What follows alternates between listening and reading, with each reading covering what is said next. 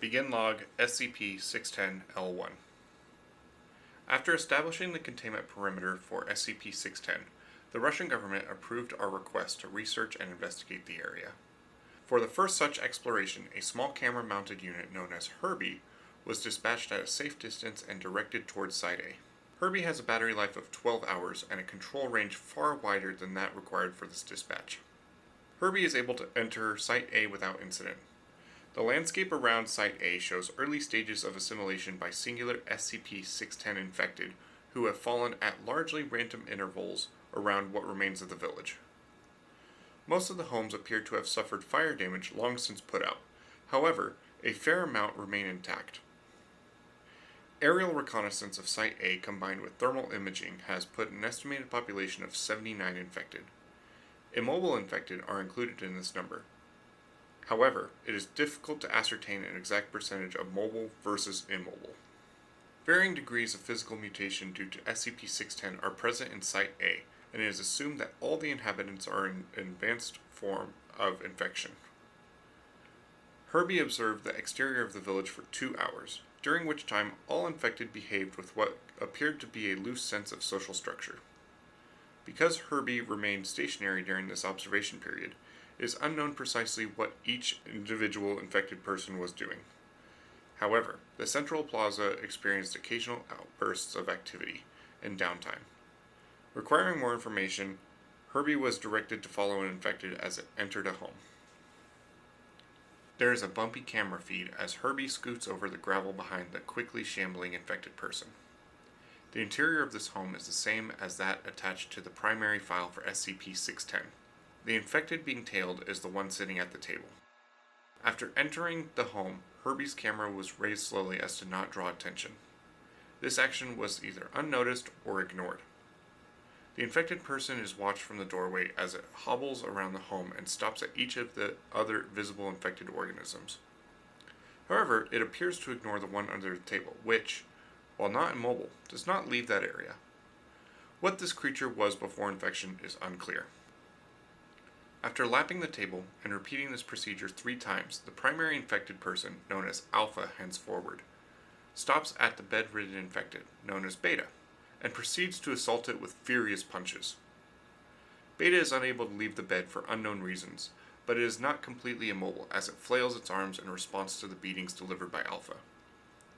After several sustained minutes of this beating, a piercing sound explodes from the area around Beta, who then proceeds to project a cloud of unknown matter into the air from his chest cavity. Alpha lingers in the cloud as it floats in the air around them, slowly descending to the ground. The unknown lifeform on the table aside Beta begins to twitch in an apparent seizure, and Alpha then laps the room twice more, stopping again at each infected organism, but still ignoring the one under the table, as well as Beta now. After these 2 laps, Alpha seats itself at the table and reaches out to position the 3 plates atop it, as if setting a dinner set.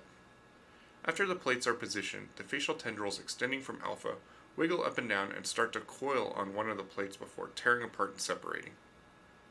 This is repeated at each plate.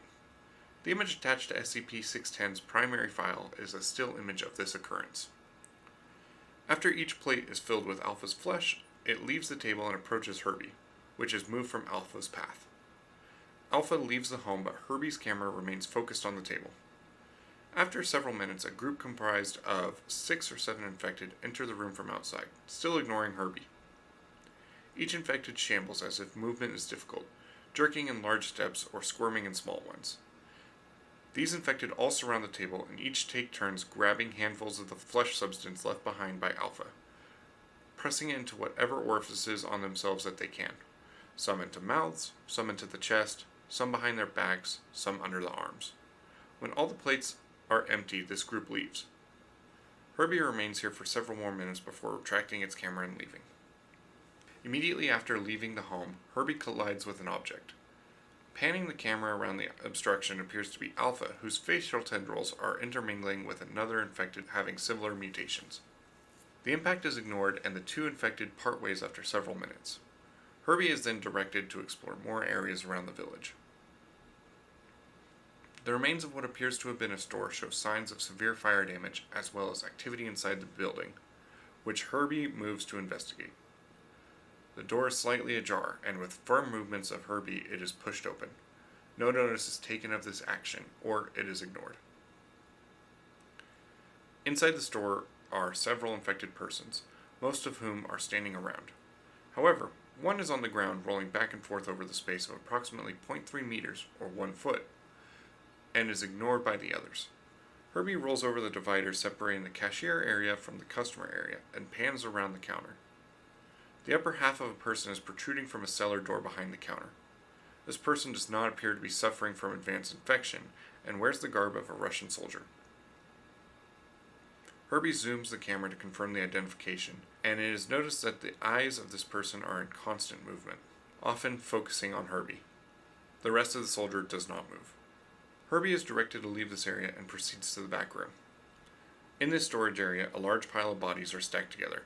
Some pieces of clothing are visible and appear to contain both military garb and everyday clothing. No facial features are discernible on any of the bodies due to the way that they are stacked.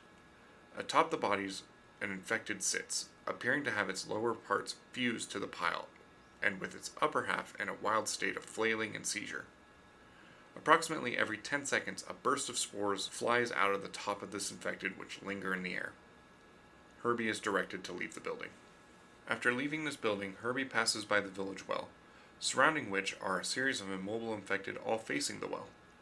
The arms of each of these infected persons are stretched out, one in contact with the next, forming a perfect chain, save for one whose arms are down at its sides. Herbie passes by this last infected to approach what appears to have been a town hall or mayor's building when the infected becomes mobile and snatches the rover up. Video feed from Herbie focuses on the face of the infected, which is strangely in perfect shape given the condition of the rest of its body, which is horribly bloated.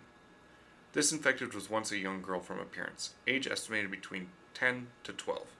Herbie is rolled side to side in its grip as its face stares motionless at the rover.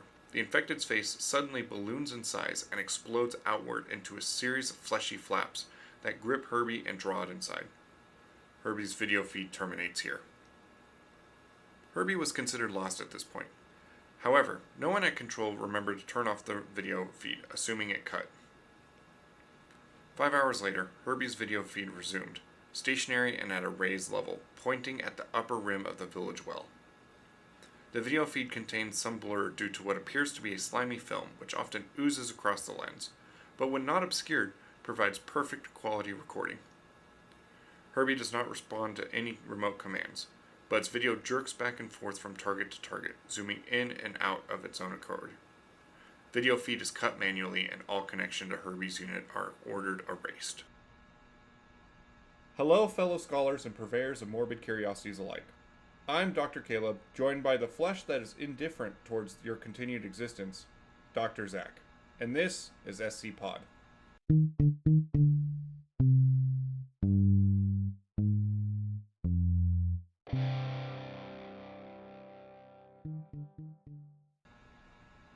As you may have heard, this SCP that we're covering today has a few field logs thrown in there. So we're going to intersperse them throughout the episode to get the ambiance going. With that being said, Zach, how are you today? I am sexy, single, and ready to flamingo. I don't ever want you to say anything like that again. Flamingo. So, today we have a big one. We've gotten requests from this. I don't know how this information got out, but we have gotten requests to cover this SCP, and I am happy to report today we are covering SCP-610, The Flesh That Hates. Why are you making us do this? Honestly, it was just in my... It actually was a huge coincidence. We do not negotiate with terrorists, and that includes YouTube commenters. Especially YouTube commenters. But I got post orders. I was going to go on 610 duty, and I've been to 610 so much that I don't think anything of it anymore. I just show up, get paid, or not, and leave. But other people seem to have liked it, so our interests aligned, is what I'm going to say. Just this one time. Exactly. So, You can stop emailing about us. You can stop emailing us about it now. exactly. Only email us if you're looking to sponsor and maybe get us some flush-resistant clothing. Or if you would like to sell us an entire skeleton. True, actually. Like, we would actually be down for that. Exactly. The SCP Foundation doesn't pay me, but I would find a way. Yeah, also, if you're going to send us an entire skeleton, please make sure that it is ethically sourced. Or don't. But just make sure that its owner is yeah. not aware of its theft. Or like they're at least, or like make sure they're cool with it. Yeah, exactly. Don't what was it, Sub-Zero or Scorpion that ripped skeletons out of. Anyway, Zach, take it away. Tell us about 610. SCP-610. Object Class Keter. Special Containment Procedures. Due to the vast area of infection SCP-610 covers, containment is impossible. Isolation of the area has proved far more effective, and permission has been granted by the Russian government to establish a perimeter to keep people out of those areas under the guise of military operations. Should any organism displaying traits of consistent with 610 be sighted near the perimeter, then the established protocol requires it to be engaged at range with small arms until immobile, then dispatched using incendiary weapons and munitions from as great a distance as possible. Any living thing coming in physical contact with an organism infected by 610 is considered expendable and is to be immediately terminated and incinerated. Any persons coming in within 3 meters of 610 infected life are to immediately withdraw from the area, be isolated from the rest of their team, and subjected to medical examination using only remote techniques to determine if infection has occurred and appropriate steps to be taken based on that determination. At present, the known infection vectors for 610's spread seem to be focused on physical contact. Drone movements within heavily infected areas have returned air samples containing minute particulate, which, when exposed to organic compounds, will result in the spread of 610. The results of these tests, in particular, have revealed that most require several days to manifest, if at all, with the exception of direct contact with exposed lung and liver tissue. These particular tests show a rapid rate of growth, which requires incineration of the testing environment no more than 24 hours after the initial exposure, with even a 2-hour mishap risking a compromised facility event. Given that this kind of rapid growth only occurs in organic material existing outside the human body, this form of infection is currently considered a minor concern. These peculiarities have given rise to a series of questions regarding the possible origin of the infection in conjunction with the failed data expunged. Containment protocol remains at a scorched earth policy at this time, and no concern for transmission via water or air at infection parameters exists barring situational changes in the field. The following is a reading of SCP-610 Log 2. During construction of the perimeter surrounding SCP-610's containment area, several Class D personnel were infected due to assaults from infected villagers or animals roaming the area, in addition to a number of infections as a result of escape attempts and careless behavior. Most of these infected personnel were immediately destroyed with flamethrowers. However, a small collection of infected were contained in small cold storage units, which prolonged the inevitable progression of SCP-610's mutative properties. The decision was made to utilize some of these infected personnel as video relays and dispatch them into nearby sites. Due to the concern of loss of our equipment, as evidence in SCP-610-L1, all 3 subjects that were used in this manner were sent in a single video system to Site C.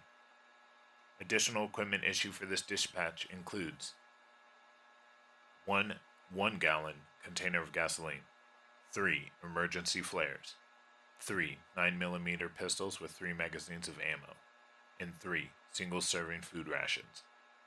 The infected personnel were instructed to observe and avoid interaction with the infected villagers as long as possible, but should a situation arise where they are met with aggression or feel they are losing themselves to SCP-610's influence, they are free to kill as many infected villagers as they so choose, and do as much damage to infected objects and property as possible while maintaining the video feed. The intent of this order was to provide data of SCP-610 infected communities in a raid situation, so a plan of eradication could be better established. At the time of this expedition, Site C was suspected to be a possible origin point for SCP-610, having far fewer mobile infected than other sites, as well as structures which appear to have been layered over several times with the terraforming effects of the immobile infected. Dispatched Class D personnel, known henceforth as DI-1, DI-2, and DI-3, were directed to pay particular attention to anything that could be considered an origin point for SCP-610. The trek from our perimeter camp to Site C was uneventful. There is no evidence of any native animal life in the area. As Site C is approached, there is a noticeable rise in the temperature within the last 30 meters of the trip that necessitates removal of the heavy cold-based coverings that were provided. The temperature rises again sharply at the entrance to Site C proper, which requires a further shedding of garments for fear of heat stroke. Site C is described as being heavily humid and around 32 degrees Celsius, otherwise 89 degrees Fahrenheit. One of the first immediately noticed traits about Site C is an array of immobile pylons, which encircle what is believed to be the entirety of the site. Separated by an apparent distance of 5 to 6 meters, each pylon appears to be 2 to 4 infected persons fused together in one spot. On some of these pylons, features such as faces or anuses are still visible, in addition to several other holes which do not naturally occur, all appearing to act as heat vents. Where the heat is generated is unknown. Current belief is that this is an advanced stage of SCP-610's terraforming its environment to facilitate the spread of itself. DI-2, who is furthest along in progression due to SCP-610, of the three, by a number of hours, begins to seizure after only a few minutes in Site C during examination of the pylons. The progression to the scar tissue phase of SCP-610 infection is observed in full course as DI-2 spasms on the ground. His entire body is being overtaken by the sticky tan flesh almost entirely after 45 seconds. DI-2 is terminated by a gunshot from DI-1 and his equipment left where it is. The spread of SCP-610 over DI-2 continues even after death of the body until all movement ceases. As perimeter control is relaying new instructions to DI-1 and DI-3 regarding the situation, there is a shift in the ground covering in Site 10 where DI-2's body is. Video feed shows the flesh-like growth splitting open beneath his body and a series of ropey tendrils coming from within the gap to pull his corpse inside. This opening closes up quickly. Total time elapsed, 3 seconds. As DI-1 and DI-3 decide to act quickly in these hotter temperatures fearing the same fate, they proceed to the village center and encounter another previously unknown phenomenon. In the precise center of town, rising above what was the community well, is a sphere suspended by angled supports composed of SCP-610 flesh.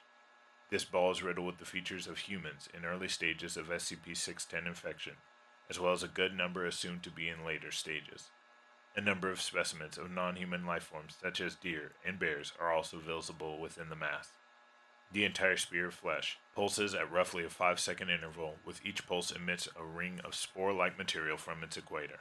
This material floats to the ground and appears to be absorbed into the converted environment. DI-3 begins to douse the sphere with the provided gasoline, and when questioned by a panicking DI-1, explains this looks as good a thing to burn as any. At this point, perimeter control has ceased giving commands due to the rapid deterioration of the events.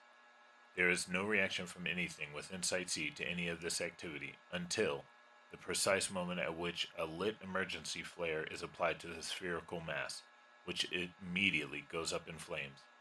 The remote feed plays back a noise from an unknown location that seems to come from a location far outside of Site C, but was reported as being heard even at perimeter control by both Site C and A. This noise is described as both explosive, quote, as if multiple high-yield charges were detonated on a mountainside, end quote, and alive, quote, like a large feral creature roaring, end quote. Within 15 seconds following this sound's dissipation, Site A reported that a series of explosions had occurred within the village. 5 seconds after this report, the spherical mass in the middle of Site C explodes. DI-1 and DI-3 are thrown by the blast. DI-3 is confirmed deceased by DI-1 after regaining his footing, having suffered injury from stone shrapnel from the well. DI-1 is able to report he has bruises and ringing ears, but aside from the rapidly spreading SCP-610 infection he suffered, no blast damage. During this recording of footage, DI-1 had his video equipment removed and was looking into it. Due to the angle of recording, it is unknown precisely what occurred in Site C, but something draws DI-1's attention back to the center of town, where he stares for several moments, then is pulled in the opposite direction, the video equipment falling to the ground and recording in a skyward direction. The last moments of footage from DI-1's video unit display a humanoid figure moving through the air, followed by the sound of an impact in the same direction. Within 3 seconds of this event, an unknown creature steps upon the recording video equipment and destroys it. Perimeter control remained on high alert for a full 24 hours at all locations, without any incident following this event. Description: Initial reports of SCP-610 came direct from the Russian government through undisclosable channels. These reports consisted primarily of disappearance of farmers in the region and were not considered until the local police, followed by the regional police, and finally a government-dispatched agent all failed to report in within a 72-hour period. A small military contingent was dispatched to the area and quickly withdrew, at which point the Foundation was contacted to investigate. The area SCP-610 affects is close to Lake Baikal, the long form of Baik, in southern Siberia. Areas of known infection are marked on a map provided to us here. This is where I'd have my map. If I had one. If we were a visual medium, this is where we would show you a map. Containment perimeters are marked in blue surrounding these infection areas, and as of present, no further locations have been identified. Incursions into the perimeter must be reported prior to conducting, confirmed during exploration, and debriefed on immediately following return. SCP-610 appears to be a contagious skin disease at first, with symptoms including rash, itching, and increased skin sensitivity. Within 3 hours, the disease will cause blemishes resembling heavy scar tissue to form in the chest and arm areas, spreading to the legs and back within an additional hour, consuming the victim completely within 5 hours. Exposure to higher temperatures vastly decreases the time for contagion to spread, and complete infections have been recorded occurring in as little as 5 minutes. I'm going to put a little bit of a disclaimer here about the map. The infected areas, looking at the map currently right now, the infected areas seem to be like I said earlier, around this Lake Baikal. But as stated earlier, there's not this worry of it polluting the water. But they do seem to be centered around this thing, with some of it happening in the southeast part, but most of the infection being in the northwest part of the lake, on land, obviously. After the completion of the infection occurs, the victim's life functions will cease for approximately 3 minutes, after which time they will restart at 2 to 3 times the activity rate of a normal human. Following this, the scar tissue on the victims will start to move on its own accord and grow at a rapid rate. Normal human features start to disappear at this point under the infection, and the path of mutation appears to be largely random.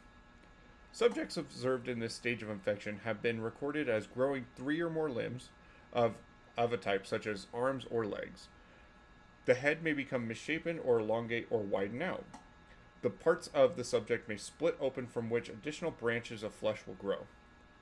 The duration of this stage of infection is unknown, and not all subjects appear to progress to the later stages. Under unknown conditions, an infected individual will cease moving and place itself in a location it deems suitable where it roots itself. The fleshy growth on the victim will then begin to spread itself across all surrounding objects and consume them. Such objects do not spread the infection as living creatures do. However, the effect of prolonged contact with these objects is recorded later in this document. It is assumed that this behavior is to create an area hospitable to continued growth of the other infected. Observation of life infected by SCP-610 by staff is impossible. Those infected with the disease immediately seek out aid as natural human impulse, resulting in unintended infections. Those infected past the scar tissue phase actively and aggressively attempt to infect anyone approaching them within an undefined area. It has been established that should an infected be capable of sight and observe an uninfected, it will proceed towards them. If the infected has lost the ability of sight, a range of approximately 30 meters is considered safe. Observation of SCP-610 infected settlements has been established using artificial methods such as remote robots. The data returned from these observations, coupled with openly aggressive nature of the infected to attempt to spread SCP-610, has resulted in the Keter classification. However, so long as nothing is allowed to enter or leave the infected areas, it is considered a neutralized threat. Of concern are the cavernous areas beneath the infected settlements that were discovered during the exploration, and attempts to get research personnel into these areas are underway. SCP-610 Log 3. The destruction caused by the rapid collapse of the Site C exploration attempt during SCP-610 Log 2 resulted in a series of unexpected events in Site A. As the strange spherical formation in Site C was burned and destroyed, the 610 infected buildings Site A were recorded by aerial drones going into seizures and convulsions. The immobile 610 infected rapidly shriveled and died along with the flesh material spread across the inanimate objects within the village. The mobile 610 infected, who were able to regain their footing, all proceeded to what appears to have been formerly an upper-class residence and entered the building. As the infected entered the dwelling, it suffered a foundational collapse, revealing the presence of a sinkhole beneath it. The size of the hole in relation to the structure above it posed an impossibility for the entire building to collapse, suggesting something within the hole applied force directly to the structure with the intent to pull it inside and expose the hole. The revealed hole is approximately large enough to accommodate 3 grown men standing shoulder to shoulder. Light sources applied to remote drones failed to penetrate further than 4-meter depth into the hole. Objects dropped into the hole do not produce an impact sound, suggesting a bottom potentially more than 1,000 meters down. Research of the exterior of the Site A hole was only able to be carried out for 2 hours at a time. Samples of the atmosphere in Site A indicated a complete death of SCP-610 related materials. All infectious life that could not evacuate into the hole died above ground and quickly became shriveled husks. Manned exploration of Site A was approved and commenced immediately.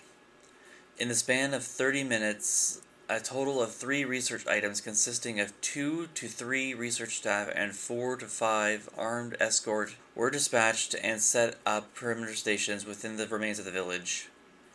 Samples of deceased 610 infected and converted matter were sent back to Perimeter HQ for processing and transport.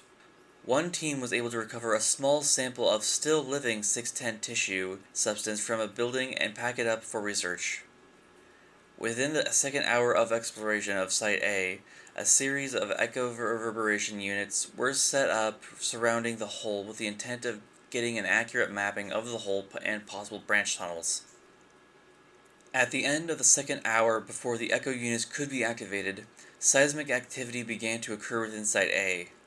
2 teams of the original 3 remained on site, the third en route back to Perimeter HQ with samples. The third team was instructed to proceed back to Perimeter HQ when seismic activity began, and was told that Site A should not be returned to for assistance.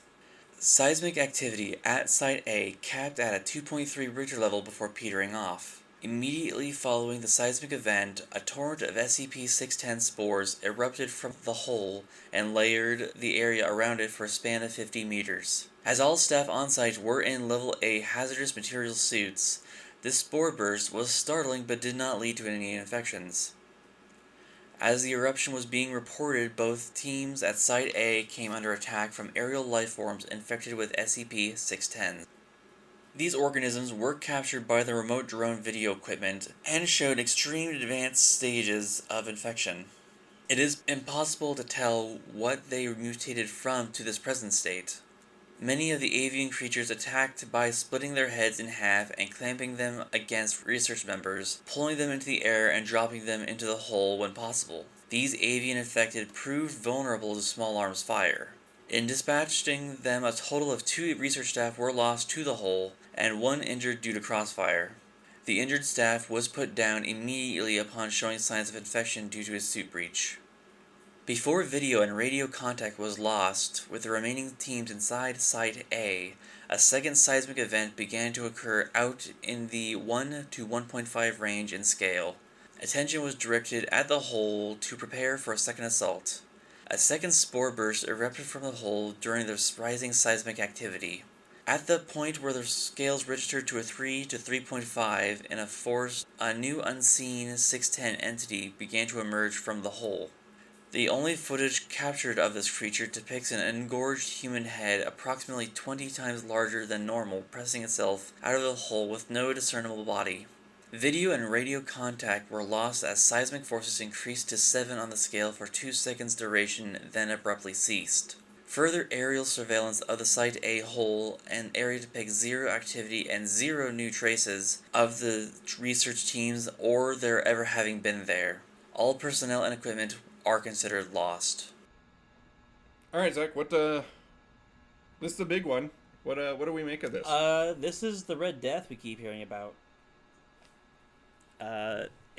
Shown to spectacular effect. And one thing I want to make clear for the listeners is that Dr. Zach knows it's pronounced Lake Baikal. Baikal. Thank you. Now, that aside, there's a lot going on here, which you'll be hearing along with the audio logs from the exploration.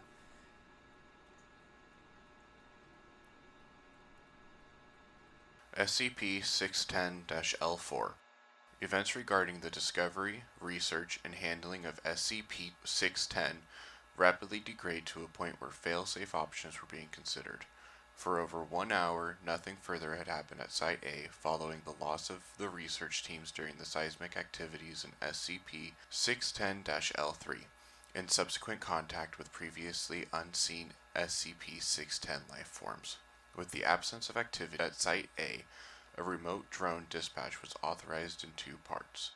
The first part would drop a remote relay device at the entrance to the Site A sinkhole, and the second part would dispatch a drone into the hole directly to relay its data to the remote relay for transmission back to HQ. Drones on site were powered by solar energy with a battery maintaining a 4-hour charge. Attached is the video log recovered from the Site A sinkhole drone before its loss. Video feed activates. Researcher's face is seen looking into camera, applying a polishing cloth to lens. This is explorative drone SCP-610-1 coming online. Systems checkout. Video confirmed. Feed is good to relay station. We are testing rotors now and deploying if successful. The sound of a helicopter blade starts up as a video feed begins to lift in the air. Camera tilts left and right to test pan features, then directs itself towards the Site A sinkhole. Video feed is go. Engines are go. Links are green. Alright, sending drone down now. Audio from the outside world fades away as the camera angles itself down and peers into the darkness within the sinkhole. After approximately 2 minutes of descent, lights on the drone illuminate a rough dug shaft. Initially, it is unclear what could have created the hole, but at a glance it would appear the shaft was created by a single event rather than dug over time. At around 15 meters descent, there are traces of SCP-610 material attached to the dirt and stuck to rocks. The material is dormant, but retains its texture and appearance, unlike samples from above ground level, which shrivel and dry rapidly. There is a possible connection with this material in the events last recorded during SCP-610-L3. Descent continues. At around 100 meters in depth, branch tunnels become visible in the walls of the sinkhole. Panning of the camera reveals small tunnels branching out at apparently random intervals, but which are not restricted to any one side of the hull. These tunnels are considered too small for any useful exploration to occur. Descent continues. Increase in density of SCP-610 materials on walls is noted as depth increases. At around 250 meters, the bottom of the sinkhole becomes visible, and the tunnel slopes sharply, suggesting unnatural formation, which was already suspected. Drone video shifts to illuminate this tunnel, and drone proceeds forward through the area. SCP-610 coats entirety of the tunnel now, and care is taken to keep the drone from coming in contact with any surface. Movement is detected, about 5 meters ahead. Lights on the drone are dimmed, and weapons come online. The SCP-610 drone is equipped with a 5.56mm machine gun containing 50 rounds of ammo. This is meant to be used to deter wildlife away from the drone and defend against aggression when possible, rather than to dispatch a target, although it is fully capable of handling human aggressors in small groups. Camera focus turns to the moving mass of flesh ahead of it at around 3 meters. After focus clears, the movement appears to be coming from what appears to be a deer, uninfected, wriggling in the grips of tendrils composed of SCP-610 material. The deer is being suspended above the ground with unclear intent. The drone is moved past the trapped deer while holding it in view of the camera until safely away. Nothing occurs with the deer, and the drone proceeds past undisturbed. The previously fairly level ground of the tunnel displays large humps in apparently random placement, about 5 meters ahead of the drone, about 30 meters past the encountered deer. Upon approach, these lumps turn out to be similar to the infected villagers who escaped from Site A into the sinkhole after the destruction of Site C. The sound of rushing water is now detected, and the drone is pushed forward. About 100 meters further into the tunnel, the sound of running water is now deafening. Drone lights reveal a running stream of water, potentially from one of the adjacent rivers in the area. A small vial is placed in the water, allowed to collect, and then released with an active tracking beacon. Later recovery of this sample indicates no SCP-610 contamination of groundwater. The tunnel splits in two at this point. One tunnel leads around the river and then seems to slope downward, while the other is directly above a light source in the ceiling. This second one is selected to facilitate recovery of the drone. During adjustment of the drone's flight path, it comes in contact with a portion of tunnel wall coated in SCP-610, causing a deep gash from the propeller of the drone, which is already healing over when the camera focuses on impact point. The drone proceeds upwards. About 300 meters of upward travel, taking approximately 45 minutes, results in the drone emerging into a windy section of mountain where it is directed to stay low. Camera panning of the area reveals what may have been once a village, long since abandoned. The precise location is unclear, but it is assumed to be in the vicinity of Site B, judging from estimates and travel by the drone. The buildings here are coated in deceased layers of SCP-610, and unlike other buildings in Site A and Site C, which were coated in SCP-610, these buildings appear to be constructed directly from the tissue substance. After a cursory scan of Site B, it is determined there is no life, either natural or SCP-610 related, so the drone is directed back into the tunnel. As the winds around the area make aerial recovery impossible, upon descent into the tunnel, a deep roaring sound fills the audio and video feed, becomes choppy as something blocks the signal. During the periods in which connection to the drone is clearest, its camera and weapon are angled downward, and propellers slow in speed to allow a faster drop. Video feed becomes entirely clear for the final 2 minutes before feed is lost. Rushing up towards the drone from the area below is what appears to be a large human face, stretched to 20 times its proportions, with no features save those created by the SCP-610 material. There are eye sockets but no eyes, a mouth but no teeth. The drone fires upon this rushing mass of SCP-610, but the bullets do not deter it, impact points remaining visible for several seconds before closing over themselves.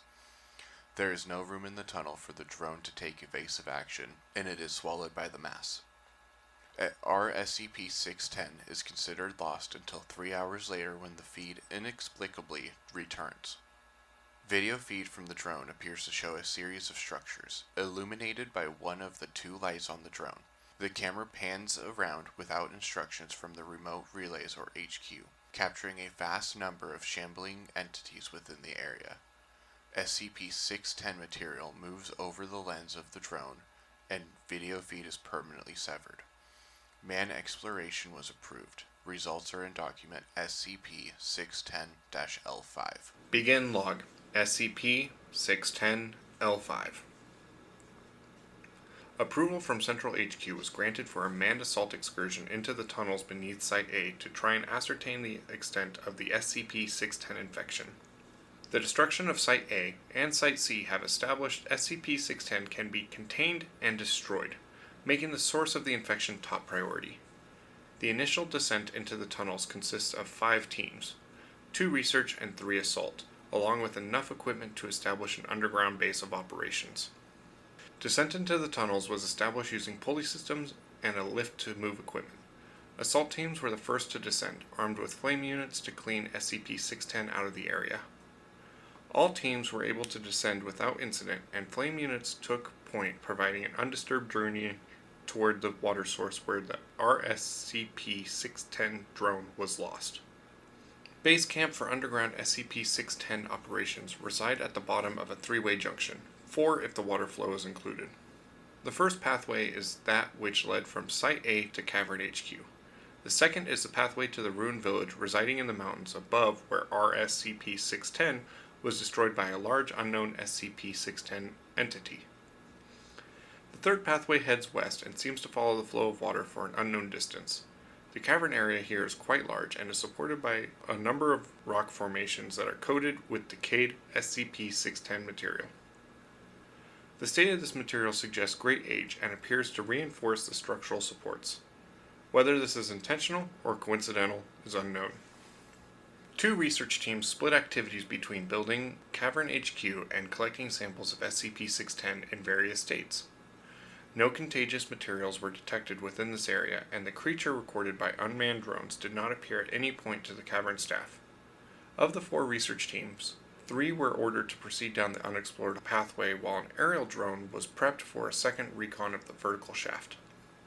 SCP-610 infection did not appear in the third pathway until approximately 3 kilometers, and serious infection did not appear until 16 kilometers in. Even after the lengths traveled by the assault teams, no SCP-610 infectious lifeforms were encountered, and the fleshy material coating the cavern walls posed no threat to the team. The most significant reports at this time were the increasing thickness of material, suggesting a source, and the complete lack of SCP-610 contamination in the water. As a test, a sample of SCP-610 was cut away from the cavern wall and placed into the flow of water. It exhibited no unusual reactions, but was quickly swept away by the current.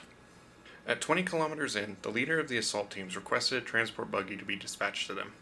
One was available at the above-ground HQ. However, it would take time to move it to Cavern HQ and then remote drive it to the teams. Rations provided to the assault teams were sufficient, so a camp was established while the buggy was moved and readied. During this time, an aerial drone was also sent to explore the vertical shaft. The results of this exploration were placed on hold with the arrival of the buggy at Cavern HQ, and ultimately concluded in document Data expunged. The buggy was navigated to the assault team encampment with no events en route. However, upon arrival and preparation to continue the exploration, the assault teams came under attack by a number of large SCP-610 infected life forms that emerged from the area ahead of them. Video recovered from the assault team's cameras showed them caught off guard as the 610 infected made no sound and were undetectable. On one film, for 1 or 2 seconds, it appears that some of the creatures are coming out of the SCP-610 materials on the wall, not emerging from them so much as being created by the material and then breaking away to act independently. During this assault, in an attempt to protect the buggy, some members were lost to the water currents and contact with them was lost. Contact was regained, however, and is recorded in SCP-610-L6. The remainder of the assault team now consisted of 3 members, armed with a single flame unit. Use of this unit to repel the assault proved vital as the standard firearms did minimal damage to the infected creatures. These infected creatures show minimal traits to associate them with any known form of life in the region, giving rise to the belief that they may have been spawned by the SCP-610 infection itself as a form of defense. No further casualties were suffered during the raid, and the remaining members managed to eliminate all attacking infected, allowing them to continue with exploration with added orders to attempt to locate lost team members. A further 20 kilometers into the tunnel, the river separated from the tunnel pathway, and then the team was instructed to abandon the recovery order, given the inability to navigate the water safely. A good amount of time passed before the remaining assault team reached an end in the tunnel. At the perimeter of the area now known as Site B, the team came under assault again from a smaller number of SCP-610 that were much larger in size. These infected appeared in the tunnel as if they were lying in wait for the approaching team. These creatures were dispatched using the flame unit, although all fuel for the unit was expended in this act. The assault team was now limited to standard weapons and short-range personal flame units. A time lapse of 5 minutes is allowed to pass before the team proceeds further into Site B, cautious of further assaults by SCP-610 infected. The tunnel widens out into what appears to have once been a village of indeterminate age. The construction of the buildings in this area are primitive compared to the settlements at Site A and Site C, and are of clearly human construction. Many buildings rest at angles or slants, suggesting they were disturbed by a cave-in. Of interest is a building that appears to be a church with a working clock tower. This building is built atop the remains of 2 older buildings that have fallen completely and has a visibly stable foundation. Surrounding all structures in this area is a depression in the ground filled with a substance resembling a liquefied form of SCP-610 fleshy materials. The pool moves as if acted upon by minute and unseen forces, rippling outward from invisible contact points and rolling in waves from unfelt winds.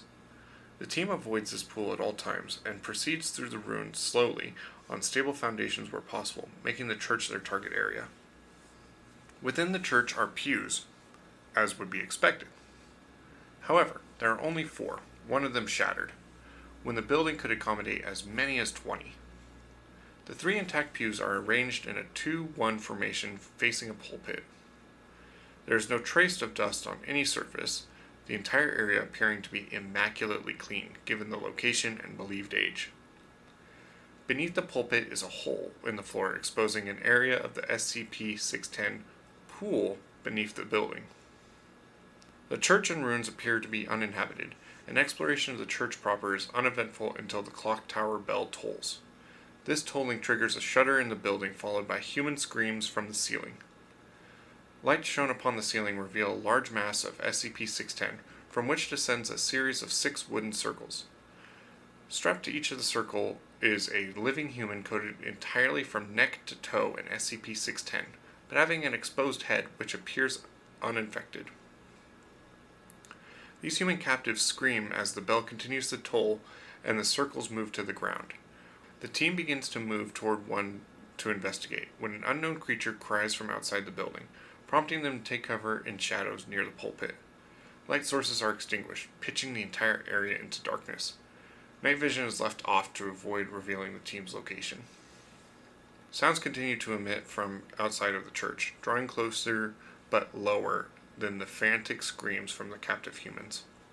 At least one noticed the team, as the captive humans often call out to be saved. From the entrance to the church, a candle lights on the side of the doorway, then one on the other side. A figure is seen holding a small torch and moving back and forth between a series of candles to light the doorway. The flame is then applied to a rope coated in SCP-610, which quickly ignites and spreads to a peculiar chandelier system at the church entrance. The light from this system illuminates most of the crosses, but does not reach the team's hiding place. Those captives who appear in the light do not show standard signs of being beige-colored SCP-610 infection, but instead are wrapped in a red variant of it, which shows signs of constant motion rippling across itself in waves. From outside the church, a flood of SCP-610 infected shamble quickly into the area, ignoring the man who lit the candles and stands in the middle of the room. They proceed to the captives on wooden circles and begin to pull at the red SCP-610 masses, resulting in further screams and cries. From what can be gathered from the returned video feed, The SCP-610 seems to be connected to the captives and is using them as a source of sustenance that it then uses to grow and feed the normal SCP-610 infected. Overly zealous infected tear at the red masses too hard, which results in pulling skin and tissue from the human captive beneath. This exposed area is quickly covered over by the red mass, which then grows in size. Feeding like this continues for approximately 6 minutes, at which time the candle-bearing figure sounds a gong and all infected entities move to the pews. There are several more creatures than seats, but none move past the frontmost pews. The figure who sounded the gong does not move, spontaneously collapsing as if made from hollow clay.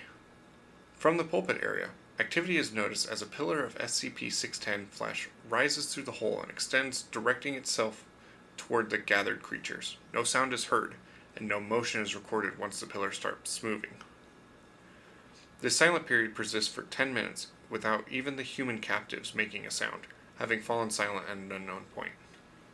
The pillar of SCP-610 retracts back into the hole it emerged from without any warning, prompting the departure of the infected from the building.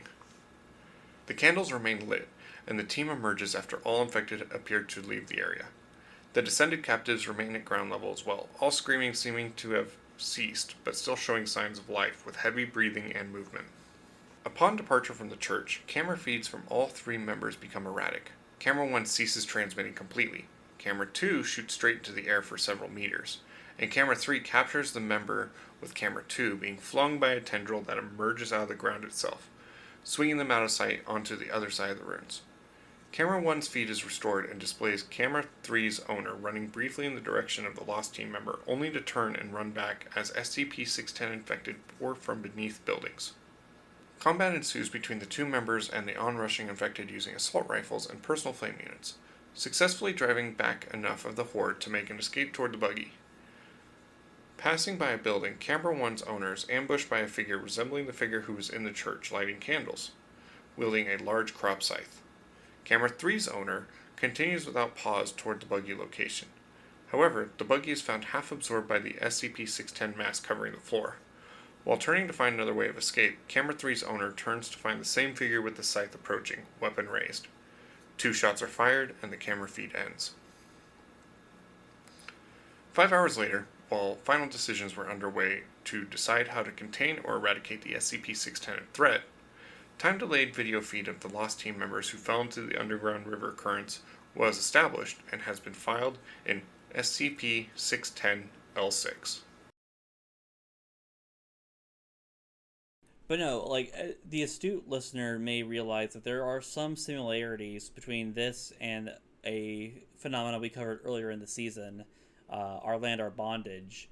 And I think that's kind of probably the best way to start, or at least to contextualize what's going on here. So again, we have this rural location in Russia on the shores of Lake Baikal, dealing with unspeakable meat-based horrors.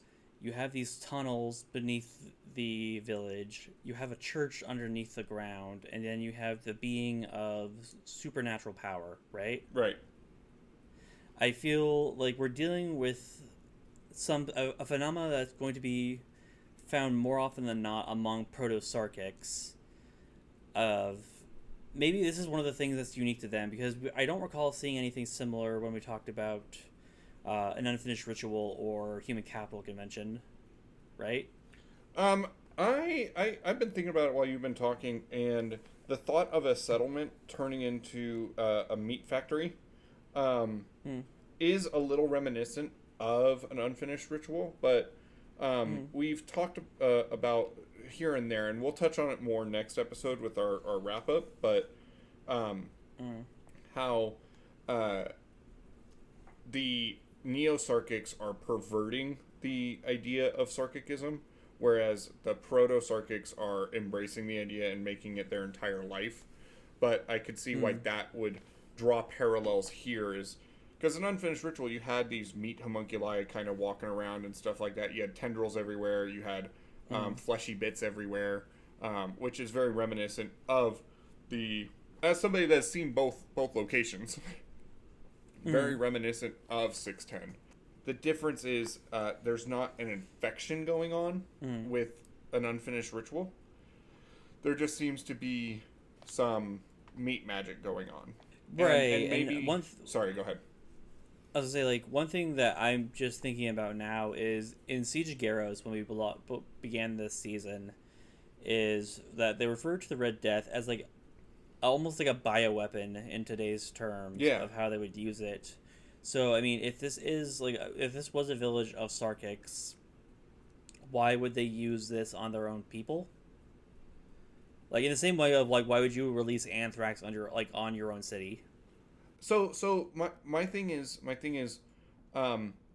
if the ultimate goal of Sarkicism, well, we don't know what the ultimate goal of Sarkicism is, but if the fundamentals and ideals of Sarkicism is this meat magic, this disease, infection, things like that, then the Sarkics would be willing to undergo this transformation to infect other people, and that is where the weapon comes in, where maybe they're not the 610 is not aggressively seeking infection, but there's enough infection that goes on that it turns into a bioweapon. And that's why I also think that Our Land, Our Bondage is just a immature version of 610. It's a flesh that hates situation, but not yet hit that point.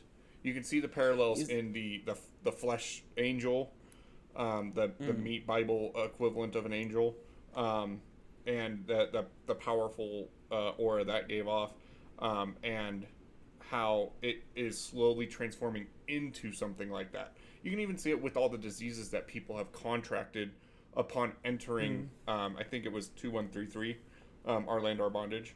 And that's why I also think that an unfinished ritual is somewhat tied to that as well, because while you didn't see infection, you still saw some of the parts of 610 coming to fruition. The meat tendrils and things like that. And I think that the Neo-Sarkic perverted that, but I think that What's-His-Face from an unfinished ritual was a little bit more truer to form than, say, Human Capital Convention. But we also don't know what the true idea of Human Capital Convention is either in their end goal. So they could all be just trying to settle these areas where huge infection occurs, and then that will catapult towards this huge pandemic almost. It's interesting because like I fundamentally disagree with how that reading of Our Land, Our Bondage in a kind of an interesting way, because that's not me knocking you, that's just me like taking a different observation with it. It's because the way I've always read Our Land, Our Bondage is that you have these people that are very tied to land, and so like rather than turning into, and there are meat monsters afoot in Our Land, Our Bondage, but the ones that we've turned into the classic Sarkic ogre, as we've called it a few times, is that those were the people that came in afterwards, like those explorers from the Russian government and stuff like that. The actual people who lived in that village, when they die, are reincarnated and then dug up from the earth, if I recall correctly, right? Yes. And so, I mean, the people there are not turning into monsters themselves.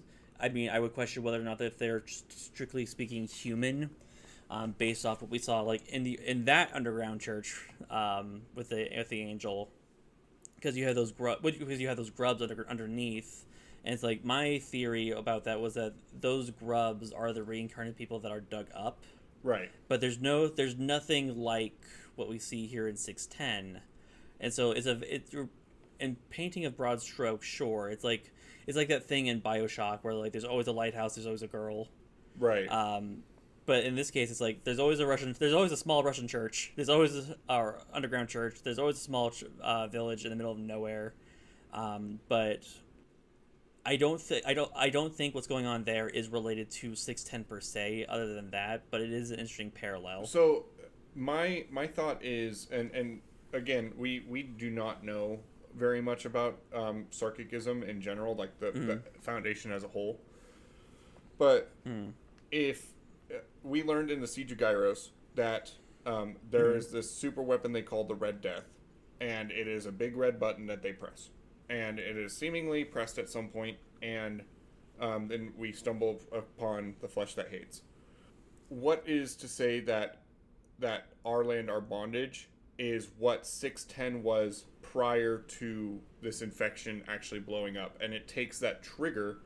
As you'll recall in Our Land, Our Bondage, they talk about how the priestess, the angel, is waiting for paradise to come.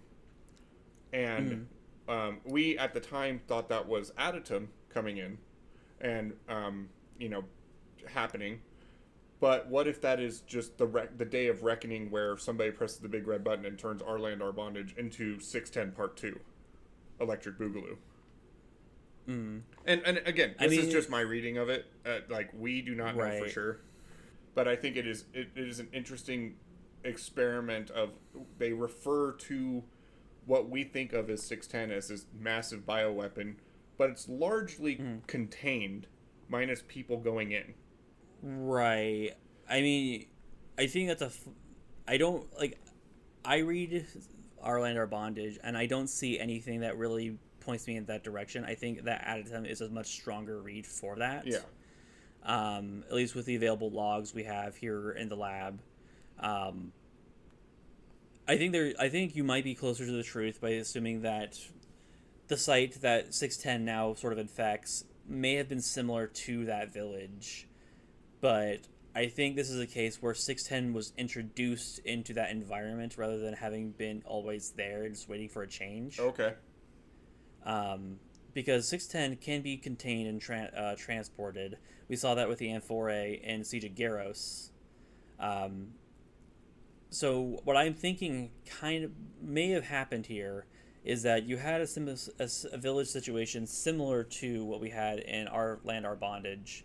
And then for one reason or another, whether or not it was purposely released, accidentally released, or released by whatever the hell is in this underground church beneath the Russian village, would be kind of my question. But I think 610 is the different factor here.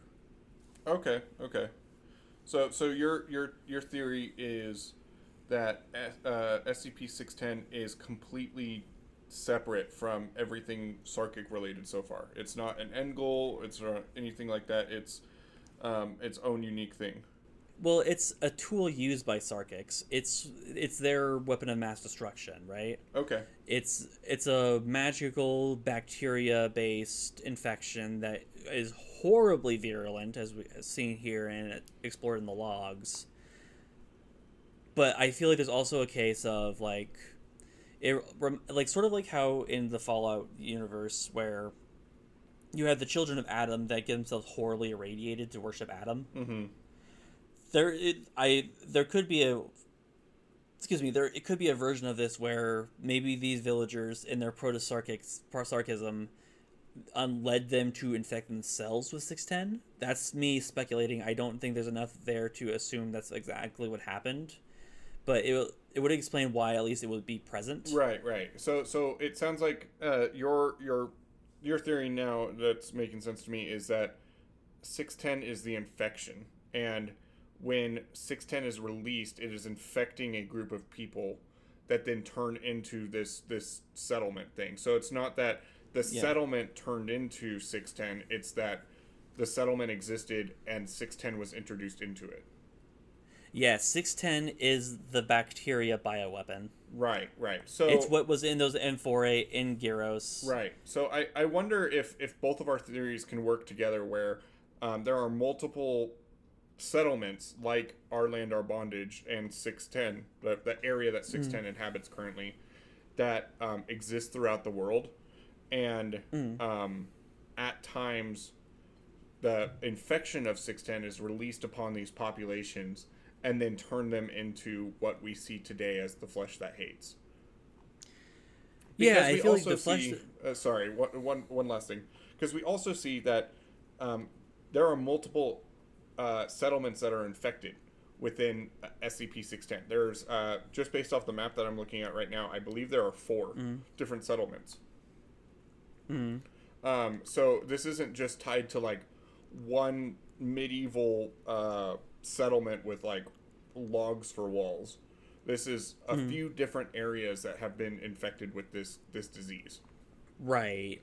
And again, I think that 610 should be the classification for the bacteria that causes the flesh that hates. The flesh that hates is a result of 610. Right. That's my position. Yeah. No, I think that's a really cool reading of it. And so, I mean, like, you could have 610 anywhere. It just happens to be, this is where we have an active outbreak right now that we are aware of. Right. If we had an inflorate of the stuff and we dropped it on that village for Blood Brother, for example, then we would have another 610, I think, and that would probably be like 610-1 or 2 or 5. So yeah, that's kind of where I think of it. And so this is a case of my belief of a bioweapon that sort of has gone on hand. This is like a Category 5 Raccoon City situation. Yeah. Like, as to why it was released here, or how it was released, I should say, not necessarily a why. The vector of how it was introduced is what we don't know. Right. Much like a lot of the things to do with Sarkicism, we don't know why things are happening or things like that. But we can study the what is going on. Oh, totally. What? Some horrifying shit. Yeah. It's I would like you to talk on this, Zach. In the database, SCP-610 is actually not listed as a Sarkic SCP, or in relation to Sarkicism. Why do you think that is?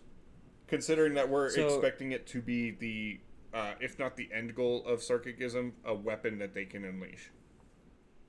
Right. And so it's kind of interesting because early on, 610 was one of the first Sarkic SCPs that the Foundation cataloged. And so because of that, we cataloged 610 before we had a grasp of the Sarkic phenomenon. And so we didn't classify it as Sarkism because at the time of 610's discovery, we didn't know what Sarkism was, or that it was a thing necessarily, beyond maybe a few fringe groups here and there. But among researchers for Sarkism, it is agreed generally that 610 is in fact the Red Death, i.e. Sarkic related. And so this is one of the things where it's not necessarily in the records, but if you look around, you're going to find that most people will generally agree that 610 is definitely Sarkic. Well, yeah, and I think you put it best yourself when we were discussing this. If it quacks like a meat monster and walks like a meat monster, it's probably Sarkicism. Yeah, pretty much. And so I hope at some point someone will get around to updating 610 to, reflect on what it actually is, or at least what it's related to. But for now, I think it's fine the way it is in terms of, like, we all understand kind of where it kind of fits into the cosmology, as it were. Exactly. Yeah. The last thing I have, and if you have more, that's totally cool, is when I was just reading the description, there's this thing of when the affection occurs, it tries to, like, go find other people as, quote, natural human impulse, resulting in unintended infections. So maybe the frogs are Sarkic. I think they might be playing with the same toys, but I don't think the frogs are Sarkic. No, I'm totally kidding. I mean, this is an infection from mushrooms versus meat magic, but it is again that kind of unintentional horror that plays with the human want to go seek out camaraderie and turn their friends and family into monsters as well. Yeah, like, I think, like, there's a lot of things that can effectively use that instinct of humans being social animals and wanting to rely on each other for help. And it's a remarkably useful vector for infection for a lot of things. Yep. One thing I do want to point out is that the rate of infection, or specifically the speed of infection for a individual, is probably one of the most horrifying things about this whole situation to me, because when initially infected, it takes maybe about an hour, a little bit more, for the initial infection for the scar tissue to start forming, and then it increases so rapidly. Yeah. Well, and like, it's just fast enough to not really be able to do anything about it, and just slow enough for you to realize that you're not going to make it out of this. Right. And based on how warm it is in the area, it can speed up that process as well. I mean, they said complete infections have been recorded occurring in as little as 5 minutes. So, like, that's like straight up almost video game esque, where like you get infected and then all of a sudden you just like fucking sprout fucking meat tendrils everywhere if you're like sitting in a hot tub. I wonder if that's like this is me speculating, but if there is like if you're going to store any of this type of weapon, knowing that heat makes it go faster, like, and so maybe you want to store it somewhere cold, Siberia may not be the worst idea in the world. That's very true. It is noted in one of the field logs. I can't remember which one, but that the settlements are actually unnaturally warm. And maybe the meat trees are also heaters, and we just don't hear the motors going. The meat motors. Yeah, it's it is well, and it is also noted that the fleshy growth of the victim will begin to spread itself across all surrounding objects and consume them. Blah blah blah. It is assumed that this behavior is to create an area hospitable to continued growth of the other infected, which makes sense. Human bodies do radiate heat, and so if you are a giant fleshy monster that then splooges all over the place and creates more like an area of flesh, that you would still continue to radiate that heat. Yeah, it's like Zerg creep in StarCraft. Yeah, exactly. But yeah, as I've said a few times on this podcast, this is definitely my favorite SCP. I wrote my college thesis on this. And I was not aware of the unintended consequences, and it's really brought a new light to my understanding of this SCP through Sarkikism. I think that it is a absolutely horrifying thing, but it's also so intriguing. Every time I've come to... This is, the fourth time I've come to 610 for Keter duty, and every time I've just, it's like a morbid curiosity. Like, I want to go learn more about it, but also I don't want to be a meat monster. I'm okay being a meat. Which may be a meat monster. Who are we to say? That's true. I have blown up enough toilets in my day to be considered a monster. I know. Yeah. But yeah, ultimately, like, what do we know about 610? I would say we know the what of 610 a lot more than we know the what of a lot of the other Sarkic SCPs. In terms of, we've seen it function for a really long time. We understand how the things work. There's still a few question marks regarding, the church underneath, which we haven't really touched on very much, but is just like our land, our bondage. There's a cavern underneath the settlement, and it leads to this church. I can't remember if it's above ground or underground, but just like in Our Land, Our Bondage, there is this angel-esque figure, this one wielding a reaping scythe, that then eviscerated everybody that was there. But it has a very similar trajectory of that, and that means that there is still some sort of final plan going on with this as well. So whatever 610 is currently, it is not the final product of what is intended from its creators. Right. And we have no idea of knowing what that is. Like, we don't know if it's related to any plans or even related to, like, Grand Carcist Ion, for example. Right. We don't know how that's connected. We don't know if this skews more towards an affectation of Yaldabaoth. Exactly. The entirety of Log 5 just reminds me a lot of I don't know if you played Diablo 4 at all, but there's like this opening scene where Lilith goes and eviscerates this church of people. But anyway, it's very, very similar to that. But yeah, I urge you guys, if you have the security clearance, go read the field logs. I mean, we're including them here, except for the sixth one. Try as I No one might, has the sixth one. and as many drugs as I tried to feed people, they would not read the sixth log. And every time I do, the Hat Man shows up. And Yeah. at this point, if I see the Hat Man, I know I'm doing something wrong. Yeah, I don't think there is a sixth log. It's there. I've seen it. I don't think you saw it. Then I've seen a figment of the sixth log. Maybe it was in my dream. Doubt. But yeah, it's the sixth log is the exploration records of Operation Source Point, and we do not know anything about that other than it is a separate video log containing information of the lost team members who fell into underground river currents, and we don't know what's on those tapes. We don't know what's on the reports or anything like that.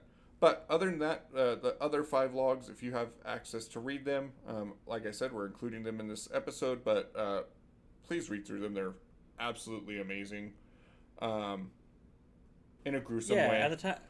Yeah, and at the time of recording, we're heading straight into spooky season, so it is that time of year. It truly is. It truly is.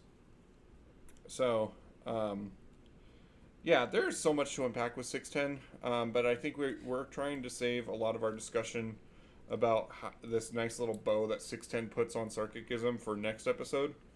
But Zach, is there anything else you want to say about 610 in this episode? No, but I will have I'm getting a lot of ideas for what we'll talk about in the wrap up. For its weird, excuse me, and its sort of mythologized place in the SCP archives, 610 is a remarkably almost cut and dry entry in terms, especially as far as Ketters go. Because what you're dealing with so much of it is just the aftermath of what 610 leaves, and it's a safari of necromorphs in the best way. But what else do you have when talking about it but speculation? That's very true. And so that's kind of where I leave 610. Yeah, no, that's a very good point. There's a lot of speculation, not a lot of concrete facts here. We know what is happening. We know kind of how it's happening. But the when, where, and why is kind of up to interpretation. Yeah. With that being said, Zach, where can people find you at? They can find me over on my personal blog of makeawritingcheck.blogspot.com. At the time of recording, my first public collection of short stories will be available for sale at places like Barnes & Noble and Amazon. Tales from Port Astor. So look for that. You can also find me on Roll for Writing Presents on YouTube. Awesome.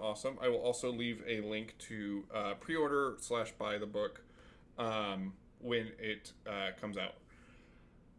Down in the description, of course. You can find me at Calica1738 on most platforms. Or you can find me on YouTube at Calica or Calica Plays on twitch.tv. I've been pretty radio silent there recently, but who knows? Maybe I'll find creative instinct and go live again. Or you can follow the biggest creative instinct that I have and follow the podcast. You can find us on Twitter at SCPod_cast. You can follow us on Instagram at SCPod.cast. We are available on Spotify and YouTube. And look out, we're going to be doing some shorts and TikToks and whatever shortly. As well as I'm going to, once again, no promises, try to get us on Apple and Amazon again. We'll see how that goes. I say this in every single episode. You will hear every content creator say it, but it is required by law. Not really, but it really does help out. Please remember to interact with the video or the podcast however you can. Liking or disliking it, leaving a comment, subscribing, ringing the bell notification, following the podcast, rating the podcast. All these things help us grow and help us reach other people. And even if you dislike us, do your part and spread the propaganda. Yeah, that's all I got. Zach, what's next episode entail? Next episode, we are going to do our roundup of our discussion of sarcasm, as well as just some final thoughts before we move on with our lives. That's very true. And fair warning, we are coming up on a total of a year doing SCPod together. And while we have dodged execution and termination this long, we are having a Foundation mandated break where we have to go on Keter duty each for about a month and a half at a time. So there may be a little bit of a hiatus, and I'll mention this in the next episode as well. But we will do our damnedest to make sure that we're still trying to get you some content during that break. But our production schedule might slow down a little bit. But yeah, that's SCP-610. Zach, do you have any no trespassing signs you want posted for the audience to read? No, but I would like them to stay tuned for a story concerning self-doubt, slight disillusionment, and frustration as told by the lucky member of a group whose relatable works are loved internationally. Thanks, guys. We'll see you next time. Bye. We here at SCPod would like to give a big thanks to our guest readers for this episode. Without them, Zach and I would have read everything ourselves, and that is too much of our voice for our listeners to hear. While we use some coercion to convince them to read for us, I'd like to give them a shout out. SCP-610-L2 was read by Assassin by Day, who you can find on Twitch under the same handle, but spelt ASSASIN by Day, one -1S. SCP-610-L4 was read by Azura Grace, who did our wonderful channel art. Thank you for your contributions, and be sure to check them out. Links will be in the description along with Zach's book. See you next time.